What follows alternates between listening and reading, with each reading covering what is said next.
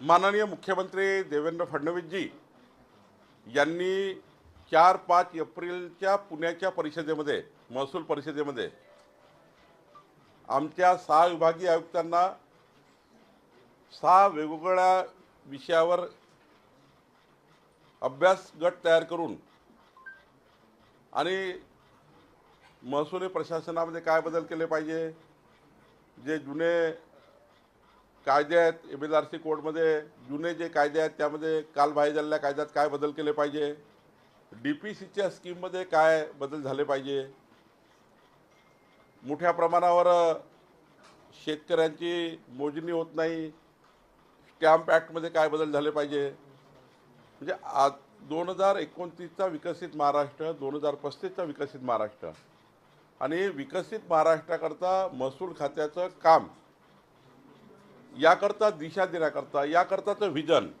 हे महसूल खात्याला यावं आणि जे काही रिपोर्ट्स आले आता जवळपास 350 सुधारणा या परिषदेमध्ये आमचे सर्व जिल्हाधिकारी आणि आमचे सर्व विभागीय आयुक्त, आमचे जमाबंदी आयुक्त आणि IGR यांनी सुचवलेले आहे आणि अत्यंत महत्त्वाच्या सुधारणा सुचवलेल्या आहे। या सर्व सुधारणा जर लागू केल्या तर महसूल विभाग हा देशातला क्रमांक 1चा विभाग महाराष्ट्राचा राहील, इतकं चांगलं वर्किंग या महसूल परिषदेमध्ये झालं आहे।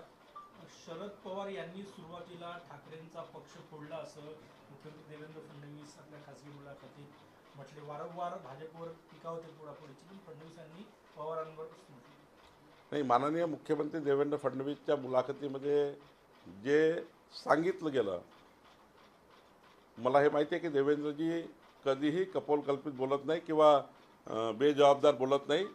जे काही देवेंद्रजी बोलले असतील ते जबाबदारीने बोलले असतील आणि त्यांना सर्व बाबीची माहिती आहे आणि त्यामुळे त्यांनी तसं आपल्यासमोर स्पष्टता आणली असेल। सप्टेंबर महिन्यात देशात मोठा राजकीय भूकंप होईल असं उद्धव ठाकरेंनी भाकीत व्यक्त केलेलं आहे। त्यांना 5 वर्ष जे काही राहिले सुहिले कार्यकर्ते आहे त्यांच्याकडे, उद्धव ठाकरेकडे ते सांभाळायचे आहे, त्यामुळं असं बोलावंच लागतं। हे बदलणार आहे, ते बदलणार आहे, ते होणार आहे।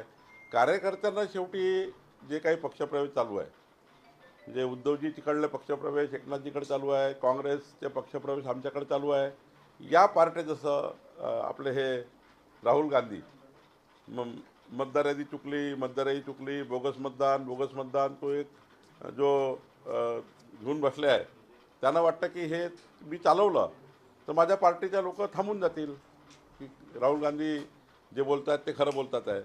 आणि इकडं उद्धव ठाकरे साहेब इथेच सांगतात आहे की बाबा हे बदलणार आहे, काही काळजी करू नका, कुठं जाऊ नका। त्यामुळे पार्टीचा जे पार्टी तुटतं किंवा पार्टीतले लोक बाहेर जातात ते थांबवण्याकरता असं बोलावं लागतं। संजय राऊत म्हटले की मराठी भाषेवरून आम्ही हिंसाचार करणार, हे उघड हिंसाचाराचं समर्थन करणे किंवा हिंसाचार करणाऱ्याला चिथावणी देण्यासारखं वक्तव्य आहे। संजय राऊतांचं खूप सिरियस घ्यायचं नसतं, त्यांच्याकडे हिंसाचार करणारी वगैरे काही टीम नाही आहे।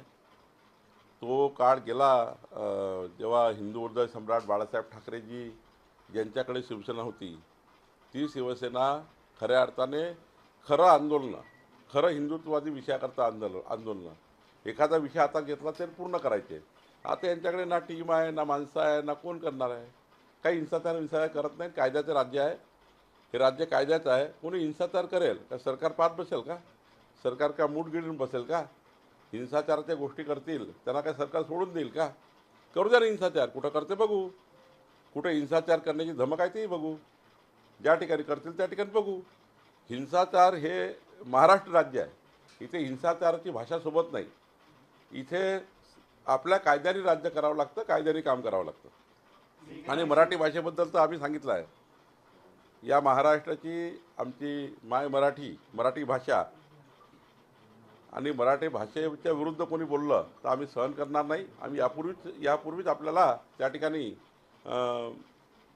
आपल्या सर्वांसमोर आम्ही आणलं आहे आणि वारंवार सांगतो आहे की मराठी भाषेला करता आमचं संपूर्ण जीवन आणि आमचं सरकार आणि आमचं सर्व पक्षसुद्धा हा महाराष्ट्रातील मराठी भाषेकरता आहे आणि मराठी भाषिका करताही आहे।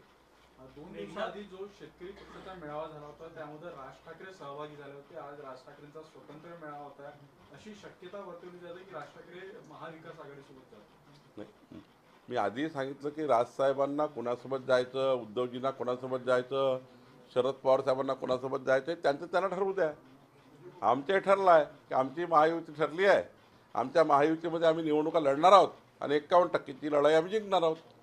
माजी मंत्री धनंजय मुंडे यांचं मंत्रिपद जवळपास 4.5 महिने झाले, मात्र अजूनही त्यांनी बंगला सोडलेला नाही.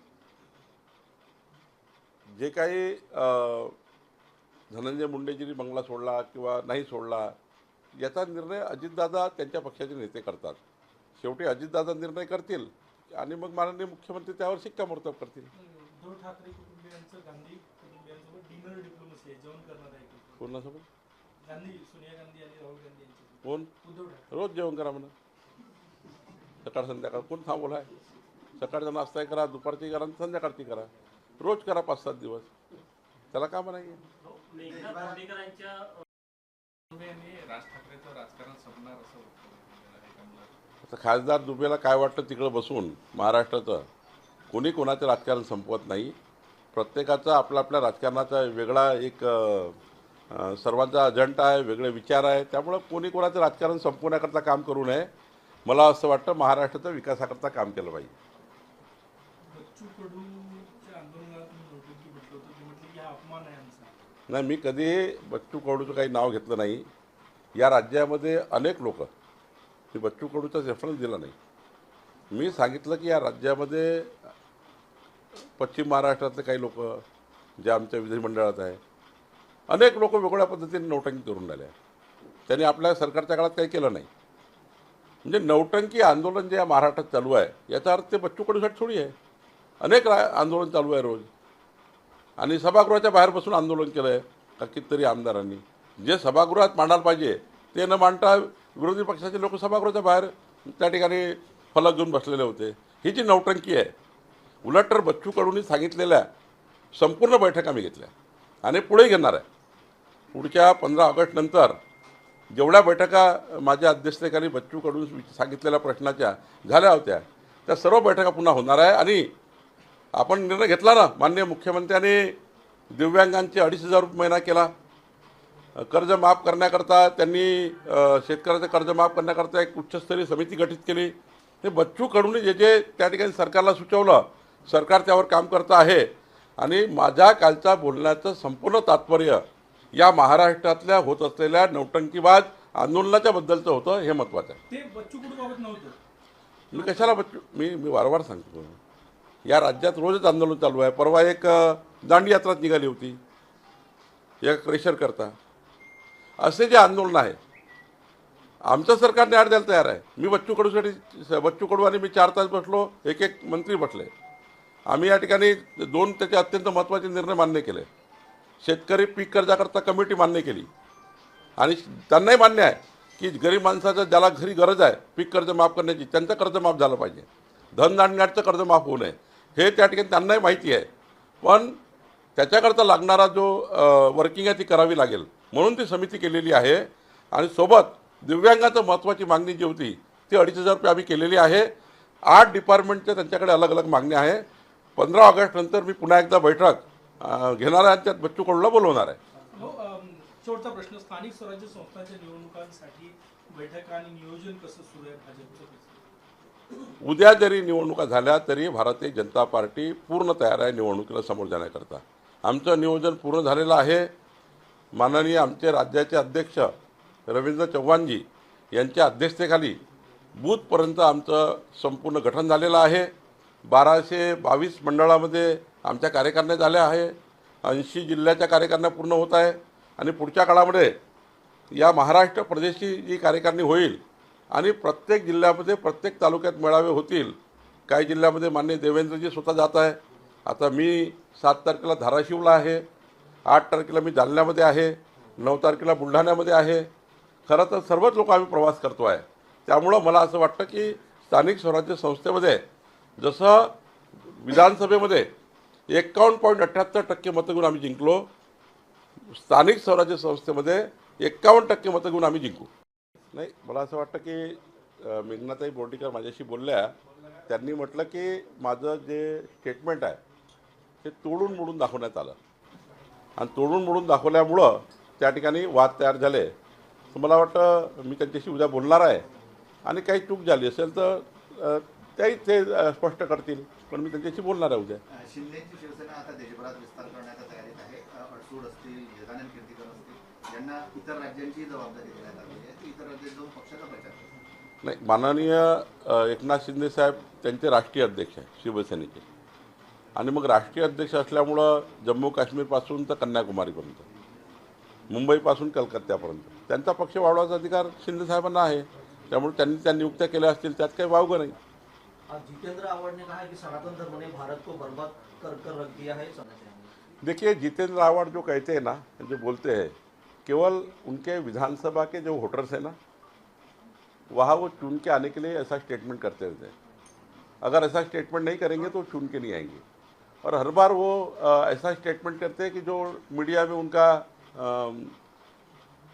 शायर है मीडिया में. तो ये स्टेटमेंट से मुझे लगता है कि हिंदू समाज की भावनाएं भड़काने का काम नहीं करना चाहिए जितेंद्र आव्हाड जी ने. और ज़्यादा अगर करेंगे इसमें तो सनातन धर्म भी फिर पीछे नहीं है. आप क्यों उनको सनातन हिंदू धर्म को बार बार आलोचना करते हो, और इस प्रकार की आलोचना करते हो तो सनातन धर्म भी चुप नहीं बैठेगा. साध्वी प्रज्ञा ठाकुर ने कहा है कि आतंकवाद का रंग हरा होता है. देखिए, उन्होंने क्या कहा ये मैंने देखा नहीं है. उनका कहने पे मैं उत्तर दिए बरोबर, ये कुछ उचित नहीं है. सर, महसूल मंत्री म्हणून तुम्ही सगळ्या जिल्हाधिकाऱ्यांना काय सूचना दिल्या जेणेकरून लोकाभिमुख आणखी होईल, प्रशासन गावस्तरापर्यंत जाईल? मी संपूर्ण जिल्हाधिकाऱ्याला सूचना दिल्या आहे की जर लोकाभिमुख प्रशासन चालवायचं असेल तर जिल्हाधिकाऱ्यांनी आठवड्यातनं एक शुक्रवार हा प्रवास केला पाहिजे. महसूल विभागाच्या तलाठ्यापासून तर प्रांतापर्यंत सर्व ऑफिसेसमध्ये जिल्हाधिकाऱ्यांनी एक प्रवास केला पाहिजे. एखाद्या गावात जाऊन जनतेशी चर्चा केली पाहिजे, संवाद केला पाहिजे. आमच्या सर्व ADOनी आठवड्यातनं एक दिवस कुठल्या तरी गावात जाऊन जनतेच्या समस्या सोडल्या पाहिजे. आमच्या तहसीलदारांनी आठवड्याचे 2 दिवस हे आपल्या तालुक्यातल्या गावात जाऊन 2 तास तरी त्या ठिकाणी आपण जनतेला काय वाटतं आहे, जनतेच्या अडचणी काय, जेव्हा गतिशील, पारदर्शी आणि लोकाभिमुख प्रशासनाची गोष्ट आपण करतो तेव्हा लोकाभिमुख प्रशासन द्यायचं असेल तर जनतेमध्ये अधिकाऱ्यांना जावं लागेल, जनतेमध्ये अधिकाऱ्यांना बोलावं लागेल, जेणेकरून जे मंत्र्याकडे, मुख्यमंत्र्याकडे तक्रारी जातात त्या तक्रारी कमी होतील. शेवटी सर्वात उत्कृष्ट प्रशासन कुठलं आहे? ज्या दिवशी एकही अर्ज महसूल मंत्र्याला येणार नाही, ज्या दिवशी एकही तक्रार मुख्यमंत्र्याकडे जाणार नाही, तो खरा महसूलचा चांगला दिवस आहे. आणि तेच सांगितलं आम्हाला की पुढच्या 3 वर्षामध्ये आपल्याला असं महसूल खातं करायचं आहे की कुठलाही शेतकरी, कुठलाही व्यक्ती हा महसूल मंत्र्याला भेटणारच नाही. म्हणजे चहा पाण्याला भेटेल पण तक्रार घेऊन येणार नाही, असं महसुली प्रशासन तयार करावं, अशा सूचना मी दिल्या आहेत.